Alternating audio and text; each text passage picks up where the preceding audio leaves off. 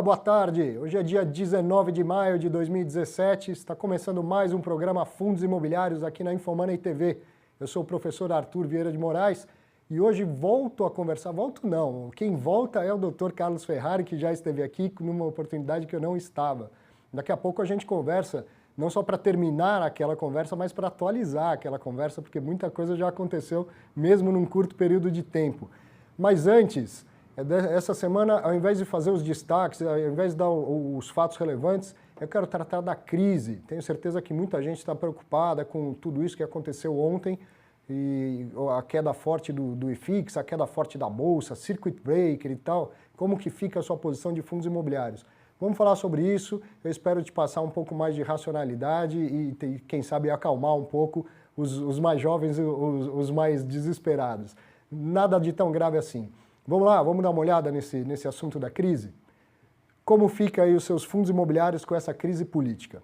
Muito bem, o que a gente viu ontem, no meio desse furacão todo? Uma queda muito grande do Ibovespa, que chegou a acionar o Circuit Breaker e fechou com 8,8 de baixa, enquanto os fundos imobiliários, medidos pelo IFIX, fecharam com 3,01 de baixa. Então isso já me chama atenção para algo que quem esteve lá naquele evento da Suno, onde eu fiz uma palestra no Congresso de Fundos Imobiliários, me viu mostrando um estudo entre fundos imobiliários e ações, o quanto os fundos imobiliários tendem a ser menos voláteis, tendem a ser menos arriscados, né? E ontem a gente teve um belo teste disso. Num dia de uma tremenda queda do Ibovespa, os fundos imobiliários caíram muito menos do que o Ibovespa. Por quê? Porque tem menos liquidez ou porque eles têm a característica de distribuir renda mensal, isso não dá para afirmar com certeza. Mas olhando, fazendo um estudo desde o início do IFIX, comparando com o Ibovespa, já se sabe que a volatilidade dos fundos imobiliários é menor. Bom, mas o que nos importa é entender os 3% de queda dos fundos imobiliários. Por que isso acontece? Qual foi o principal efeito nos fundos imobiliários ontem para uma queda tão forte? Dá uma olhada nesse gráfico aqui, ó. Essa é a NTN-B de 2024, ou Tesouro IPCA 2024, para você que está acostumado com o Tesouro Direto. Esse gráfico não é da cotação do papel, e sim do cupom de juros que ele paga, do yield do papel. Ele sai ontem, ou anteontem, de IPCA mais 5 para IPCA mais 6. 1 ponto percentual de diferença em um único dia. É muita coisa. Por que isso? Estresse, preocupação, risco. Então o mercado sai precificando mesmo os papéis de menor risco, como uma NTN-B, eu quero mais retorno em função do novo risco adicionado no cenário político do país. Então a renda fixa ela se torna mais atraente, muito mais atraente da noite para o dia. Isso faz com que, por outro lado, os investidores que têm posições mais arriscadas pensem em trocar. Então eu vou diminuir a minha posição mais arriscada, eu vou correr para a posição menos arriscada, até porque aquela agora se tornou um tanto mais atrativa em função dessa reprecificação. Então, isso explica uma parte desta queda. O dólar subiu muito, a taxa de juros subiu, a taxa que vinha num período de quedas acentuadas e projeção de queda muito maior, tem uma reversão abrupta desse movimento e sobe. O que é isso? É meramente preocupação com esse cenário que foi descoberto ontem, né? Mas olha só uma coisa interessante, isso não afeta somente os fundos imobiliários. Essa aqui é uma tabela dos índices IMA da Ambima. Esses são todos índices de renda fixa. Você que tem fundos de renda fixa e fundos multimercado com posições em papéis de renda fixa, provavelmente vai observar nesse mês um resultado negativo, mesmo no seu fundo de renda fixa. Então eu mostro aqui, ó, eu destaquei esse IMA B5, 5+, e o IMA B, é o índice que mede os papéis indexados pelo IPCA. Os 5+, um com vencimento superior a 5 anos e só os 5 com vencimentos inferior a 5 anos. Olha o que acontece com eles ontem, ó. Uma desvalorização de 2,7%, uma desvalorização de quase 10% nos títulos com mais de 5 anos de prazo e, no geral, uma desvalorização de 7,5%. Então veja mais ou menos o que aconteceu com os fundos imobiliários, foi o que aconteceu com o índice IMA-B de prazo menor de 5 anos. E no geral, a renda fixa toda é impactada. Olha, o IMA geral, ele é impactado e tem uma queda de 3,67 ontem, em um único dia. Claro que isso é um evento totalmente atípico, não é o que se espera, mas isso traz impactos, inclusive, para os papéis de renda fixa. É bem provável, como eu disse, que você note o seu fundo de renda fixa ou fundo de multimercado fechando este mês com uma variação negativa, ou boa parte do que já era uma variação positiva no mês, ela é comida e sobra só um pouquinho de resultado positivo. Então esse é o efeito dos juros, da alta inesperada dos juros, com essa notícia bombástica de ontem. Só que fundo imobiliário não é apenas renda fixa, isso eu não canso de dizer. Fundo imobiliário é um ativo de renda variável, ele guarda alguma característica de renda fixa e o mercado precifica muito com olhos para a renda fixa, mas esse é um produto de renda variável e esse é um produto que depende muito da própria economia, do PIB, do ritmo do país. Vamos ver o que pode acontecer com isso, qual o impacto dessas gravações que apareceram ontem? Então, olha, aqui, ó, o impacto da alta de juros, como a gente falava ainda da questão do yield da NTN-B. É ruim para que tipo de fundo imobiliário? Para aqueles que têm contratos atípicos, assunto que a gente vai tratar daqui a pouco aqui com o Dr. Carlos Ferrari, hein, sobre os contratos atípicos. Por quê? São aqueles contratos mais longos, em que não tem janela para revisional, então o fluxo é muito conhecido, ele se parece ainda mais com um fluxo de renda fixa. Você sabe todo mês o quanto deve pingar e sabe que todo ano vai ter uma reposição, seja pelo IPCA ou pelo IGPM, mas nada diferente disso.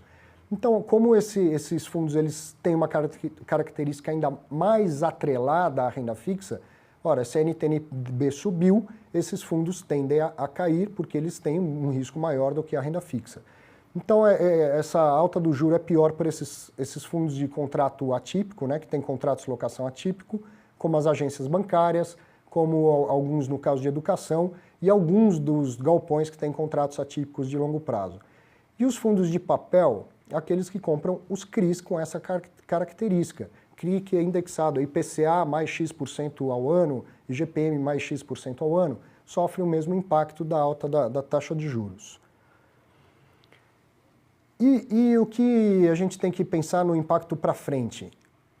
A votação das reformas, ela vai parar? Ela vai impactar? Todo mundo estava trabalhando com a ideia de que, bem ou mal, as reformas aconteceriam, isso iria impulsionar novamente a economia, cria cenário possível para queda e manutenção de juros baixos, e isso leva ao PIB recuperar, emprego recupera, consumo recupera, então a economia anda como um todo. Se essa crise política trava a votação das reformas, então aí todo mundo, opa, põe o pé para trás. Será que vai mesmo ou será que foi só mais um voo de galinha?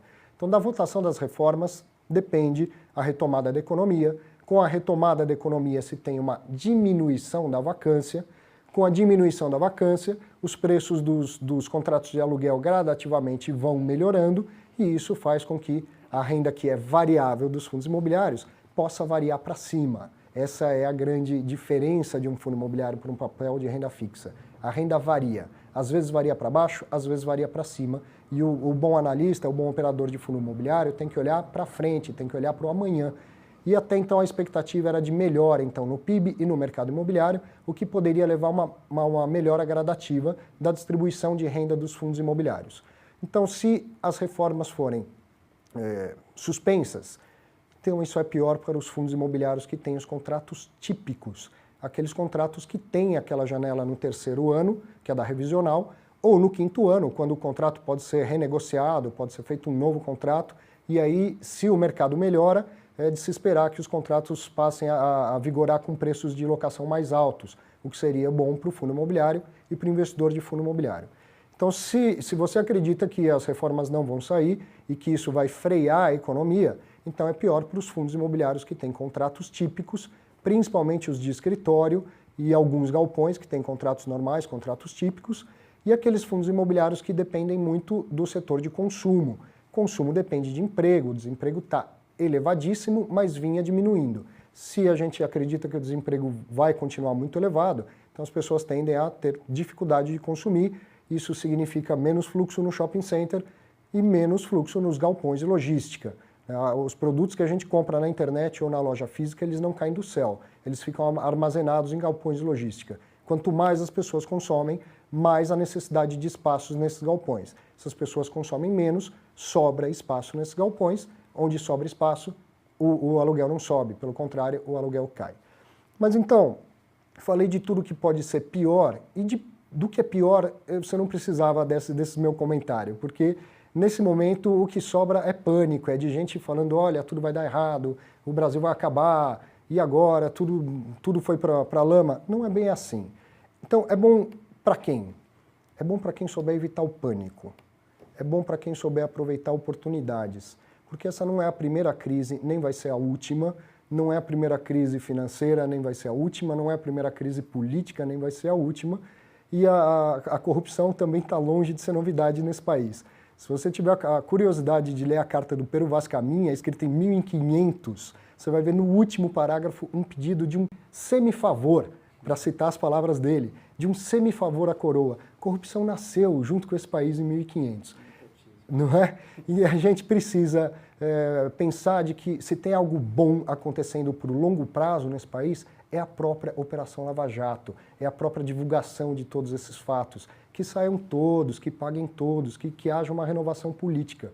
Mas tem uma renovação que não depende dos políticos. Você vai sair essa reforma precisa sair? Precisa. Mas o Fernando Henrique Cardoso já tinha prometido essa reforma. Desde aquela época não vem a reforma trabalhista, não aconteceu a reforma da Previdência e todos os outros presidentes vêm protelando e ela não sai do papel. Então não é de hoje isso. Essa é a grande mensagem que eu quero te passar. As coisas não mudaram radicalmente da noite para o dia, muito pelo contrário. Esse país é complexo, sempre foi, e já foi muito mais complexo na época de inflação alta, na época em que a taxa Selic, que a gente está preocupado se está alta agora em 11,25, essa taxa já foi 20%, essa taxa já foi 40% ao ano e o país não parou. Pelo contrário, o país continuou crescendo, progredindo, menos do que poderia, não tenho a menor dúvida, que todos esses problemas atravancam todo o potencial desse país, que é fantástico. Mas e também não vai fazer com que ele pare da noite para o dia. O nosso amigo Danilo Bastos vai continuar tendo que trocar muita fralda do filhinho recém-nascido dele, que ele não está preocupado com a crise, vai continuar enchendo as fraldas de sujeira. E pensa você, algum item da sua lista de mercado na semana que vem você riscou, você vai deixar de comprar por causa dessa delação? Com certeza não. Quer dizer, o país não para por causa disso, muito pelo contrário. O que a gente tem que fazer é continuar seguindo adiante com o nosso trabalho, estudando, andando para frente. E a grande reforma que a gente pode fazer, que não depende desses políticos, é uma reforma de foro íntimo, é mudar as nossas atitudes, é ensinar os nossos filhos a ser principalmente honestos. Se a gente quer mudar, essa mudança pode começar e deve começar por aqui, e não de lá. Se a gente mudar na base, muda lá em cima, eu tenho toda certeza. Então a grande mensagem que eu quero passar para você é: não entre em pânico, não saia fazendo qualquer movimentação brusca por causa disso. Lembre do programa que fizemos há pouco com a professora Cláudia Oshinaga, falando justamente de finanças comportamentais, o quanto é importante a gente se afastar das nossas emoções para tomar boas decisões financeiras. Você pensou em vender seu carro de ontem para hoje? Por causa da mudança, da delação premiada? Por que venderia os seus fundos imobiliários? Você pensou em vender seu imóvel? Então, por que venderia os seus fundos imobiliários? Então, mantenha calma, respira, olha para frente e aproveite se aparecer alguma boa oportunidade. Alguma grande queda que pareça um ato de desespero, um ato muito emocional, pode até ser uma oportunidade para o futuro. Tenha certeza de que se tem algo de bom acontecendo para longo prazo, é a Operação Lava Jato e toda a grande mudança que ela pode trazer para esse país, certo? É isso aí. Esse era o meu recado a respeito de crise. Não é novidade e não vai acabar nada de hoje para amanhã. Mantenha os seus fundamentos, estude, faça um investimento consciente, mantenha os fundamentos das suas decisões, ok? Concorda, discorda? Manda um recadinho para mim, quero bater um papo com você também. Me encontre lá na minha página do Facebook, facebook.com/ArthurVMoraes. E para encerrar esse bloco e começar a falar aqui com o Dr. Carlos Ferrari, quero falar do curso Viva de Renda com Fundos Imobiliários, curso que eu gravei em parceria com Infomoney Educação. É um curso todo online, você pode assistir durante 12 meses, você assiste onde quiser, a hora que quiser, no seu celular, no seu computador, até na sua televisão, se tiver acesso à internet. E ele é dividido em 4 módulos, ao todo são 9 horas aula, Ele é dividido em 4 módulos, você vai conhecer a estrutura jurídica dos fundos imobiliários, você vai entender o mercado de fundos imobiliários, a diferença de um contrato típico para um atípico, a diferença de um imóvel destinado ao varejo como um shopping para um imóvel destinado aí ao mercado corporativo como um escritório, enfim, todo o mercado imobiliário onde os fundos imobiliários desenvolvem os seus negócios, com a diferença de oportunidades e risco entre eles. Vai conhecer, então, vai comparar fundo imobiliário com outras classes de ativos, inclusive com a renda fixa, e, por fim, vai aprender toda a parte de tributação, como que faz a apuração, o recolhimento do seu imposto de renda e como faz a declaração do seu imposto de renda, ok? Dá uma olhada lá, eu vou mostrar para você como chegar até o curso no site do Infomoney. Deixa eu só abrir o Infomoney aqui, um minutinho.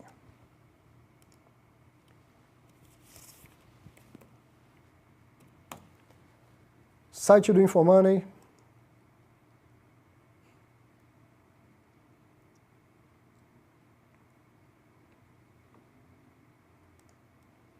Menu, cursos. Lá você vai encontrar uma série de cursos do Infomoney Educação. Mais para baixo tem o curso Viva de Renda com Fundos Imobiliários. Clicou aqui em Saiba Mais, você vai ter todo acesso ao programa bem detalhado, como que você faz para comprar, formas de pagamento e até como faz para desistir. Caso você não goste do curso, você pode pedir o seu dinheiro de volta em 7 dias, coisa que eu tenho certeza que não vai acontecer. Você vai terminar esse curso bem satisfeito e sabendo investir conscientemente em fundos imobiliários. Tá ok? Espera aí um minutinho, daqui a pouco a gente volta com o segundo bloco do programa.